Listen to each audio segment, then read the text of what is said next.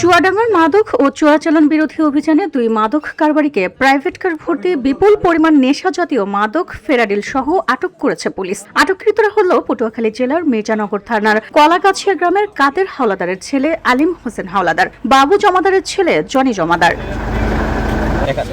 Police super Mohammad Ruhul Kabir Khan মঙ্গলবার দুপুরে এক প্রেস বিজ্ঞপ্তিতে জানান, মঙ্গলবার ভোরে গোপন সংবাদের ভিত্তিতে জীবননগর থানার হাসাদহ বাজারে অভিযান চালায়।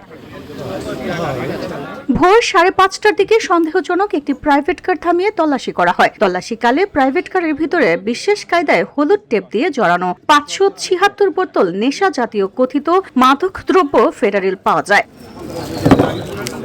যার বাজার মূল্য আনুমানিক 14,40,000 টাকা। এই অপরাধে প্রাইভেট কার চালক আসামি আলিম হোসেন ও জনি জমাদারকে প্রাইভেট কার সহ আটক করা হয়। আটককৃতদের মাদকদ্রব্য আইনে মামলার গ্রেফতার দেখিয়ে চুয়াডাঙ্গার জীবননগর আদালতে সোপর্দ করা হয়েছে। জীবননগর থানাধীন হাসাদা বাজারের সামনে পাকা রাস্তার উপরে গোপন সংবাদের ভিত্তিতে মাদকের চালান আসতে পারে এই মর্মে আমাদের কাছে তথ্য ছিল। তার প্রেক্ষিতে আমরা চেকপোস্ট বসাই।